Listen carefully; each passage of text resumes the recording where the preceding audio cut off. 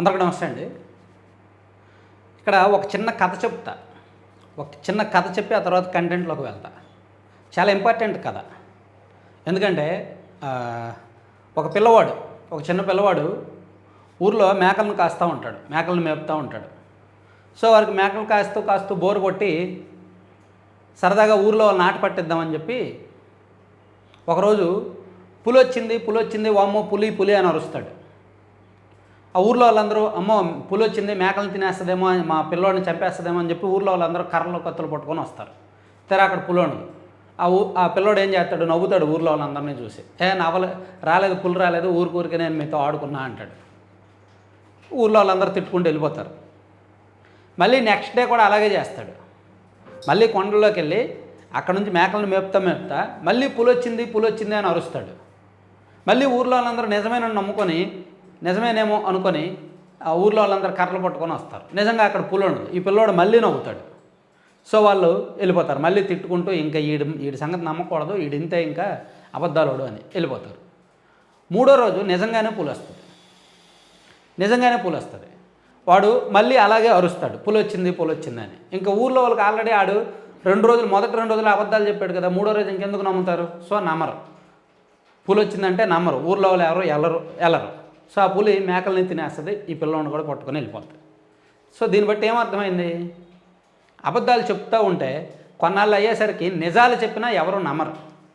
ఇది చాలా చిన్నపిల్లల కథ. చిన్నపిల్లలకి రైమ్స్ చూపించినప్పుడు చిన్న పిల్లలకి కథలు యూట్యూబ్లో కూడా వస్తూ ఉంటాయి.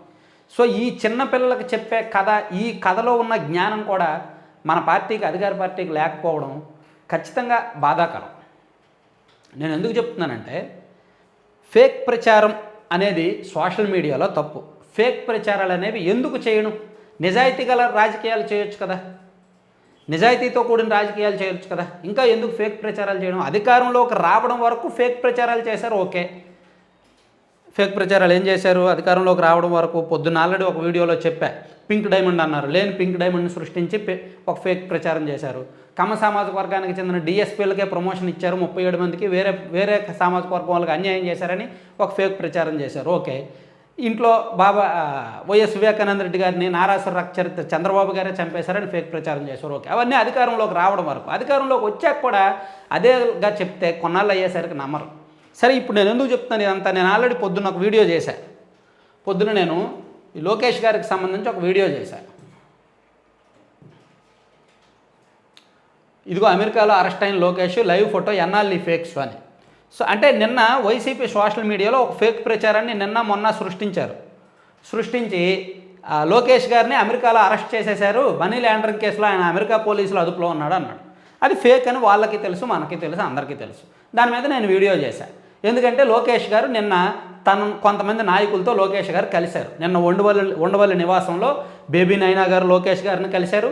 అలాగే జగద్విఖ్యాత రెడ్డి గారు కూడా లోకేష్ గారిని కలిశారు. ఆ ఫోటోలు వాళ్ళు ఫేస్బుక్లో షేర్ చేసుకున్నారు, వార్తలు కూడా వచ్చాయి. అయినా సరే అది కూడా ఫోటో, అది ఫేకు. ఈనాడులో రాసింది ఫేకు. జగద్విఖ్యాత రెడ్డి వెళ్ళి కలిసింది పాత ఫోటో, కొత్త ఫోటో కాదు అని అంటారు. వాళ్ళు అమెరికాలో అరెస్ట్ చేసింది మాత్రమే నిజమో అని అంటారు. అదే కామెంట్ చేశారు. ఇదిగో రేయ్, ఈనాడు ఏబిఎన్ ఫేక్ న్యూస్ రాస్తారు, అబద్ధం అదికినట్టు ఉంది. కానీ ఇది ఒకటి.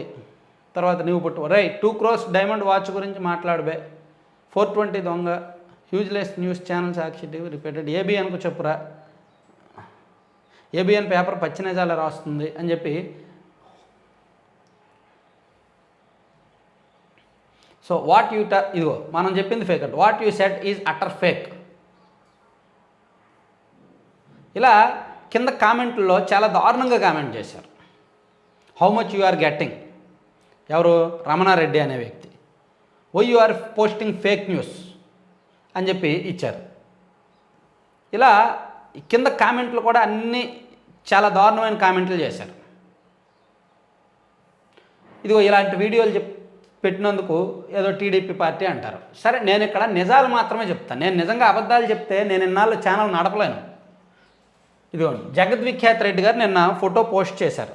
నేను నిన్న లోకేష్ గారిని కలిశాను, ఈరోజు నారా లోకేష్ గారిని కలిసి నంద్యాల రాజకీయాలపై చర్చించడం జరిగిందని నిన్నే పోస్ట్ చేశాడు ఆయన. జగద్విఖ్యాత రెడ్డి గారు నిన్న పోస్ట్ చేశారు. అలాగే సరే, వైఎస్ఆర్ కాంగ్రెస్ పార్టీ వాళ్ళ సాటిస్ఫై కోసమే నారా లోకేష్ గారు అమెరికా పోలీసుల అదుపులో ఉన్నారు అని నమ్ముదాం. ఇదిగో అమెరికా పోలీసుల అదుపులో నారా లోకేష్ గారు ఇదిగో గణతంత్ర దినోత్సవ వేడుకలు జరుపుకున్నారు. అమెరికా పోలీసుల అదుపులో ఇదిగో అమెరికా పోలీసుల అదుపులో నారా లోకేష్ గారు గణతంత్ర దినోత్సవ వేడుకలు జరుపుకున్నారు. ఇదేగా వైసీపీ వాళ్ళు ప్రచారం చేసింది, ఇదేగా వాళ్ళకి కావాల్సింది. ఇలా అందరూ అమెరికన్ పోలీసులు పాపం భారతదేశంలో ఆంధ్రప్రదేశ్ రాష్ట్ర ఖాకీ డ్రెస్ వేసుకొని అమెరికాలో ఉన్నట్టున్నారు. వాళ్ళు లోకేష్ గారిని అదుపులోకి తీసుకున్నట్టున్నారు. ఇదిగో అమెరికాలో ఆయన గణతంత్ర దినోత్సవం జరుపుకుంటున్నారు పోలీస్ స్టేషన్లో. అదేగా వైసీపీకి కావాల్సింది. సో నేను ఇక్కడ చెప్పడం ఏంటంటే, ఫేక్ ప్రచారం చేసే ముందు కొంచెం ఉచ్చనీచాలు, ఇంగిత జ్ఞానం ఆలోచించండి.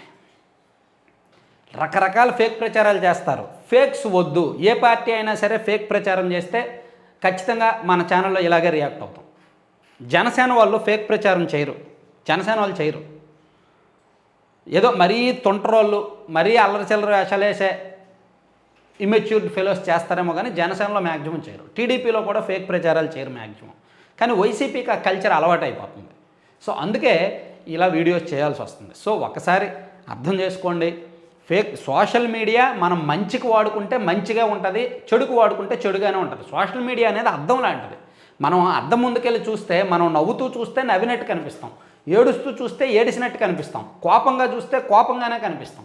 సో మనం ఎలా చూస్తే దాని నుంచి ప్రతిబింబం అలా వస్తుంది. అలాగే సోషల్ మీడియాని మనం ఎలా వాడుకుంటే దాని నుంచి ప్రతిబింబం అలా ఉంటుంది. సో మనం పాజిటివ్గా వాడుకుంటే పాజిటివ్ వస్తుంది, సమాజంలో పాజిటివ్ పెరుగుద్ది. ఇటువంటి ఫేక్ ప్రచారాలకి, నెగిటివ్ ప్రచారాలకి ఎందుకు? ఏంటి కావాలి వీళ్ళకి? నారా లోకేష్ గారు వచ్చి ప్రెస్ మీట్ పెట్టాలంట. వీళ్ళు ఒక అబద్ధ ప్రచారం చేశారని ఆయన వచ్చి ప్రెస్ మీట్ పెట్టాలా? ఆయన వచ్చి ఆయనకు ఆయన నిరూపించుకోవాలా? నన్ను ఎవరో అరెస్ట్ చేయలేదు, నేను ఉన్నాను అని. ఆయనకి టైం ఉన్నప్పుడు ఆయన వస్తాడు, ఆయనకు రావాల్సి వచ్చినప్పుడు ఆయన వస్తాడు. ప్రస్తుతానికి ఇంటర్నల్ కొన్ని మీటింగ్స్ ఉన్నాయి, పార్టీ పరంగా టికెట్ సెలక్షన్స్ జరుగుతున్నాయి. 28వ తేదీన టీడీపీ ఫస్ట్ లిస్ట్ వస్తుంది, దాని మీద డిస్కషన్స్ జరుగుతున్నాయి. వైసీపీ నుంచి కొంతమంది రావాల్సిన వాళ్ళని చేర్చుకునే పనిలో ఉన్నారు. దాని మీద రకరకాల డిస్కషన్స్ జరుగుతున్నాయి. నిన్న భరత్ రెడ్డి గారు కూడా వెళ్ళి కలిశారు. వైసీపీలో ఉన్న భరత్ రెడ్డి గారు ఒక ఆయన ఉన్నారు, ఆయన కూడా వెళ్ళి కలిశారు లోకేష్ గారిని నిన్నే. కావాలంటే ఆయన అడగండి. సో ఫేక్ ప్రచారాలు చేసే ముందు 1-2 సార్లు ఆలోచిస్తే బెటర్. Thank you.